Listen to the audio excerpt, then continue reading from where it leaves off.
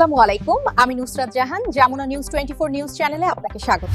শুরুতেই জানাবো আজকের গুরুত্বপূর্ণ আপডেট সংবাদগুলোর শিরোনাম। স্ত্রী সন্তান সহ ৫ জনকে গলা কেটে হত্যা, স্বামী পলাতক। গাজীপুরে ৫ খুন, স্ত্রী সন্তানদের হত্যা করে স্বজনকে ফোন ফুরকানের। যুদ্ধবিরতি ভেঙে পাল্টাপাল্টি হামলার অভিযোগ রাশিয়া ইউক্রেনের।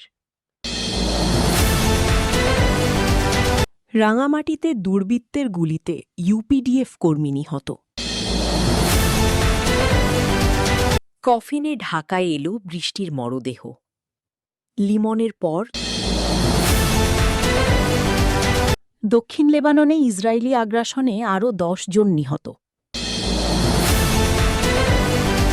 এই ছিল আজকের আলোচিত সংবাদ শিরোনামগুলো। এখন বিস্তারিত সংবাদে আসছি, তবে তার আগে অনুরোধ রইল প্রতিদিনের আপডেট সংবাদগুলো সবার আগে পেতে ভিডিওটিতে একটি লাইক দিয়ে চ্যানেলটি সাবস্ক্রাইব করুন এবং কমেন্টে জানিয়ে দিন আপনি কোন জায়গা বা কোন দেশ থেকে আমাদের সংবাদগুলো দেখছেন।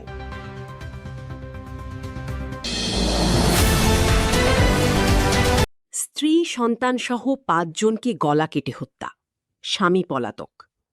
গাজীপুরের কাপাসিয়ায় এক প্রবাসীর বাড়িতে একই পরিবারের ৫ জনকে গলা কেটে হত্যার ঘটনা ঘটেছে। নিহতদের মধ্যে ভাড়াটিয়া ফোরকানের স্ত্রী, ৩ সন্তান ও তার এক শ্যালক রয়েছেন। ঘটনার পর থেকে ফোরকান পলাতক রয়েছেন। শুক্রবার ৮ মে রাতে উপজেলার রাউতকোনা গ্রামে প্রবাসী মনির হোসেনের বাড়িতে এই মর্মান্তিক ঘটনা ঘটে।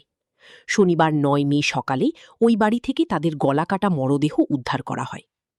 স্থানীয় বাসিন্দা ও পুলিশ সূত্রে জানা যায়, প্রবাসী মনির হোসেনের বাড়িতে সপরিবারে ভাড়া থাকতেন ফোরকান মিয়া। শুক্রবার রাতেও পরিবারের সবাইকে স্বাভাবিকভাবে দেখা গেছে। তবে শনিবার সকালে হঠাৎ ৫ জনের গলাকাটা মরদেহ পড়ে থাকতে দেখি পুলিশে খবর দেন স্থানীয়রা। প্রতিবেশীরা জানান, ফোরকান ও তার স্ত্রীর মধ্যে প্রায়ই পারিবারিক কলহ হতো। সেই বিরোধের জেরেই তিনি স্ত্রী, ৩ সন্তান ও শ্যালককে হত্যা করে পালিয়ে গেছেন বলে ধারণা করা হচ্ছে। খবর পেয়ে আইনশৃঙ্খলা বাহিনীর একাধিক সংস্থা দ্রুত ঘটনাস্থলে পৌঁছায়। বর্তমানে ওই বাড়িতে সাধারণের প্রবেশের ওপর নিষেধাজ্ঞা দেয়া হয়েছে। ভেতরে পুলিশের ফরেনসিক দল আলামত সংগ্রহের কাজ করছে। চাঞ্চল্যকর ও মর্মান্তিক এই ঘটনায় পুরো গাজীপুর জেলায় ব্যাপক আলোড়ন ও শোকের ছায়া নেমে এসেছে। গাজীপুর জেলার পুলিশ সুপার মোহাম্মদ শরীফুদ্দিন বলেন, খবর পেয়ে ঘটনাস্থলে পুলিশ পাঠানো হয়েছে। একই পরিবারের ৫ জনকে হত্যা করা হয়েছে। বিষয়টি গুরুত্বের সাথে তদন্ত করা হচ্ছে। গাজীপুরে ৫ খুন, স্ত্রী সন্তানদের হত্যা করে স্বজনকে ফোন ফুরকানের। গাজীপুরের কাপাসিয়ায় স্ত্রী, ৩ মেয়ে ও শ্যালকসহ ৫ জনকে গলা কেটে হত্যার রোমহর্ষক ঘটনায় নতুন তথ্য বেরিয়ে এসেছে। হত্যাকাণ্ডের পর অভিযুক্ত ফুরকান মিয়া নিজেই ফোন করে স্বজনদের এ খবর জানিয়ে পালিয়েছে। চাঞ্চল্যকর এ ঘটনায় জড়িত সন্দেহে জিজ্ঞাসাবাদের জন্য ইতোমধ্যে ২ জনকে আটক করেছে পুলিশ। শুক্রবার ৮ মে দিবাগত রাতে উপজেলার রাউতকোনা গ্রামে প্রবাসী মনির হোসেনের বাড়িতে এই মর্মান্তিক ঘটনা ঘটে। শনিবার ৯ মে সকালে প্রতিবেশীদের চিৎকারে বিষয়টি জানাজানি হলে পুলিশে খবর দেয়া হয়। নৃশংস ওই ঘটনায় নিহতরা হলেন ফুরকানের স্ত্রী শারমিন, ৩ মেয়ে মিম ১৫, মারিয়া ৮ ও ফারিয়া ২ এবং শ্যালক রসুল মিয়া। পেশায় প্রাইভেট কার চালক ফুরকান মিয়া বছরখানেক আগে রাউতকোনা গ্রামের প্রবাসী মনির হোসেনের বাড়ির নিচতলা ভাড়া নেন। তার গ্রামের বাড়ি গোপালগঞ্জ সদরের মেরি গোপীনাথপুর গ্রামে। বাবার নাম আতিয়ার রহমান মোল্লা। স্বজনরা জানান, শনিবার সকাল ৬:৩০টার দিকে ফুরকান তার ছোট ভাইয়ের স্ত্রী রাশিদাকে ফোন করে জানান তিনি ৫ জনকে হত্যা করে পালিয়ে যাচ্ছেন। এরপর প্রতিবেশীরা ওই বাড়িতে গিয়ে বীভৎস দৃশ্য দেখতে পান। ঘরের মেঝেতে ৩ শিশুকন্যার গলাকাটা মরদেহ পাশাপাশি পড়েছিল। মা শারমিনের মরদেহ জানালার গ্রিলে হাতমুখ বাঁধা অবস্থায় ঝুলছিল এবং শ্যালক রসুল মিয়ার মরদেহ পড়েছিল বিছানার ওপর। খবর পেয়ে দ্রুত ঘটনাস্থলে ছুটে আসেন নিহতদের স্বজনরা। পুলিশ জানিয়েছে, পারিবারিক কলহের জেরে ফুরকান মিয়া এ ঘটনা ঘটিয়ে থাকতে পারে। ঘটনাস্থল থেকে দেশীয় মদের খালি বোতল, রান্না করা পায়েস ও কোকাকোলার বোতল উদ্ধার করা হয়েছে। এদিকে মরদেহের পাশে বেশ কিছু প্রিন্ট করা কাগজ পড়ে থাকতে দেখে আইন শৃঙ্খলা রক্ষাকারী বাহিনী। ওই কাগজের সূত্র ধরে পুলিশ জানতে পারে, ফুরকান হোসেন এর আগে তার স্ত্রীর বিরুদ্ধে থানায় ১০ লাখ টাকা আত্মসাতের একটি অভিযোগ করেছিলেন। একই সাথে ওই অভিযোগপত্রে স্ত্রীর পরকীয়ার বিষয়টিও উল্লেখ করেছিলেন তিনি। কালীগঞ্জ সার্কেলের অতিরিক্ত পুলিশ সুপার মোহাম্মদ আসাদুজ্জামান জানান, উদ্ধার হওয়া অভিযোগের কপিগুলো এবং পারিপার্শ্বিক আলামত যাচাই বাছাই করা হচ্ছে। এই ঘটনার পর থেকে অভিযুক্ত ফুরকান পলাতক রয়েছেন।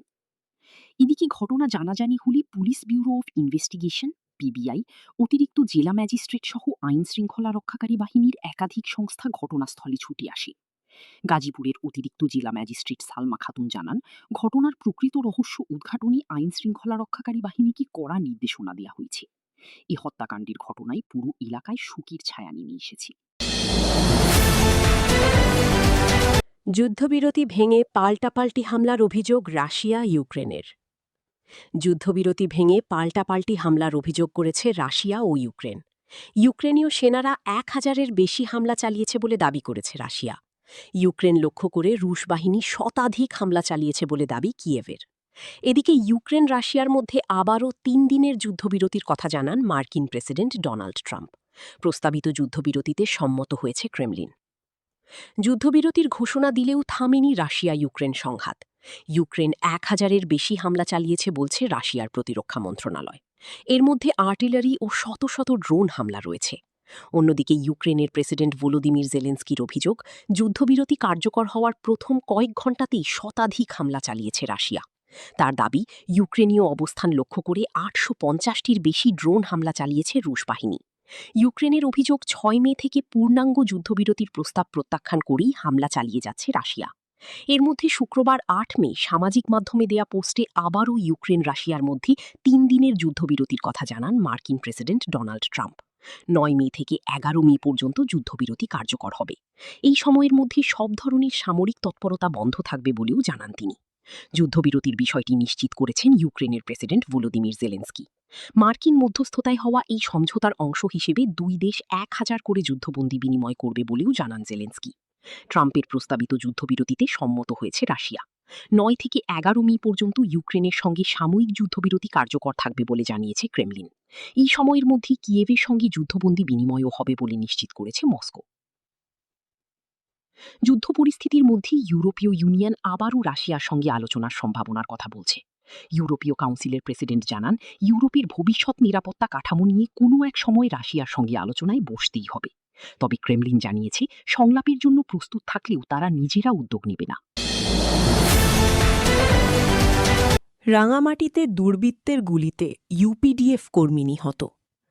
রাঙামাটিতে দুর্বৃত্তের গুলিতে ইউনাইটেড পিপলস ডেমোক্রেটিক ফ্রন্টের ইউপিডিএফের এক কর্মী নিহত হয়েছেন। অস্ত্রধারী দুর্বৃত্তদের হাত থেকে বাঁচতে দৌড়ে পালানোর সময় তাকে গুলি করে হত্যা করা হয়। শনিবার 9 মে ভোরে জেলার সাজেক ও দীঘিনালা সীমান্তের মারিস্যা দীঘিনালা সড়কের দুর্গম শুকনাছড়া এলাকায় এই হত্যাকাণ্ডের ঘটনা ঘটে। নিহত ওই যুবকের নাম হেগেরা চাকমা লেত্তবাব। তিনি ইউপিডিএফের প্রসিত শুকনাছড়ি এলাকার কালেক্টর হিসেবে পরিচিত ছিলেন।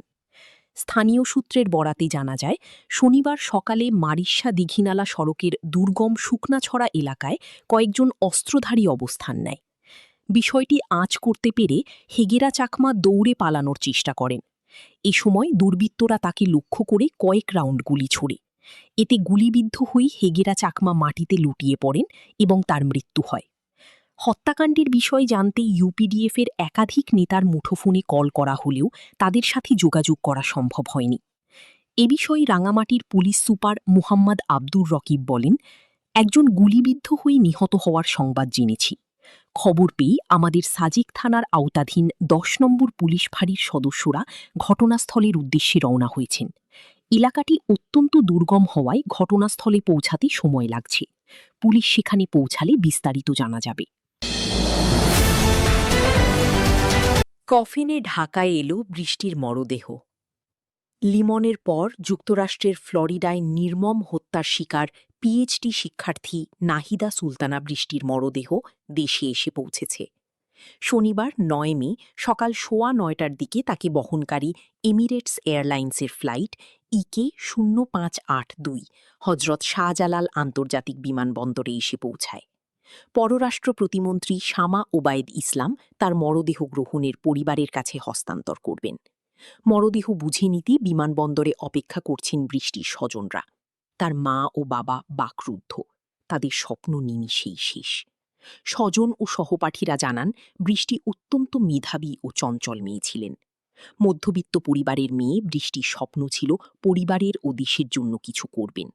এই হত্যাকাণ্ডের বিচার চান সবাই। বৃষ্টির বাবা জহির উদ্দিন আকন বলেন, বৃষ্টির মরদেহ মাদারীপুরের গ্রামের বাড়ি নিয়ে যাওয়া হবে, দাদা দাদির কবরের পাশে দাফন করা হবে। তিনি আরও বলেন, কর্মে তাকে স্মরণীয় করে রাখবে এমন কিছু করতে চেয়েছিল বৃষ্টি, তাই উচ্চতর ডিগ্রি অর্জন করতে চায়। সেই ডিগ্রি পেয়েছে, কিন্তু আজ বৃষ্টি নেই।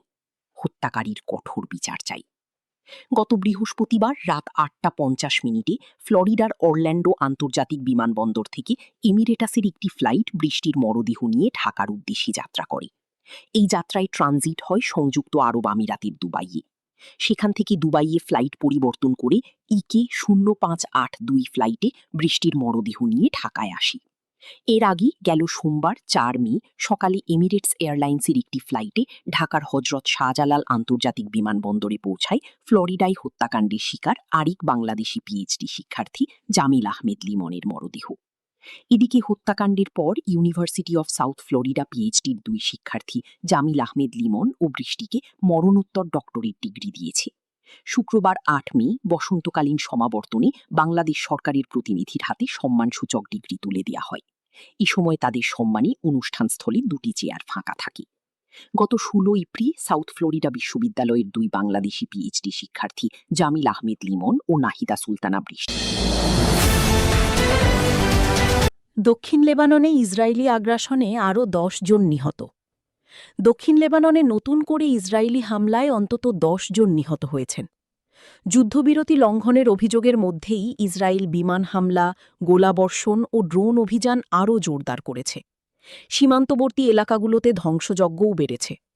লেবাননের স্বাস্থ্য মন্ত্রণালয় জানিয়েছে, শুক্রবার ৮ মে দক্ষিণ লেবাননের সাইদা, নাবাতিয়েহ, টাইর ও বেকা উপত্যকার বিভিন্ন এলাকায় বেসামরিক হতাহতের ঘটনা ঘটেছে, যার মধ্যে শিশুও রয়েছে। সাইদার আনকুন এলাকায় ইসরায়েলি হামলায় ২ জন নিহত ও ১ জন আহত হয়েছেন। অন্যদিকে জরারিয়েহ এলাকায় ২ শিশুসহ ৩ জন নিহত হয়েছেন। নাবাতিয়েহ জেলার মেফদুন এলাকায় ১ জন নিহত হয়েছেন এবং ১ জন নারীসহ আরও ৪ জন আহত হয়েছেন। হামলার আগে শহরের বাসিন্দাদের এলাকা ছাড়ার নির্দেশ দেয় ইসরায়েলি বাহিনী। জোরপূর্বক বাস্তুচ্যুতির এই নির্দেশনার পর অনেক পরিবার এলাকা ছাড়তে শুরু করলেও নিরাপদ আশ্রয়ে পৌঁছাতে পারেননি অনেকে। এরপরই শুরু হয় বিমান হামলা। দক্ষিণ লেবাননের বিভিন্ন পাহাড়ি এলাকায় বড় ধোঁয়ার কুণ্ডলী উঠতে দেখা যায়। একই সঙ্গে একাধিক বিস্ফোরণের শব্দ শোনা যায়। ইসরায়েল জানায়, দক্ষিণ লেবাননে অন্তত ১০ কিলোমিটার গভীর পর্যন্ত তাদের নিয়ন্ত্রণ রয়েছে। তাদের দাবি, বেসামরিক এলাকার ভেতরে অবস্থান নেওয়া হিজবুল্লাহ যোদ্ধাদের ঠেকাতেই এই অভিযান চালানো হচ্ছে। উত্তর ইসরায়েলকে নিরাপদ রাখাই তাদের মূল লক্ষ্য বলেও উল্লেখ করেছে তেল আবিব। অন্যদিকে দক্ষিণ লেবাননে ইসরায়েলি বাহিনীর উপর ক্ষেপণাস্ত্র হামলার দাবি করেছে হিজবুল্লাহ। লেবাননের স্বাস্থ্য মন্ত্রণালয়ের তথ্য অনুযায়ী মার্চের শুরু থেকে চলমান যুদ্ধে এখন পর্যন্ত দেশটিতে নিহত হয়েছেন ২৭০০-র বেশি মানুষ। সংঘাতের কারণে বাস্তুচ্যুত হয়েছেন প্রায় ১২ লাখ বাসিন্দা। সীমান্তবর্তী বহু শহর ও গ্রাম প্রায় জনশূন্য হয়ে পড়েছে। অব্যাহত বিমান হামলা ও গোলাবর্ষণে ক্ষতিগ্রস্ত হয়েছে ঘরবাড়ি ও অবকাঠামো।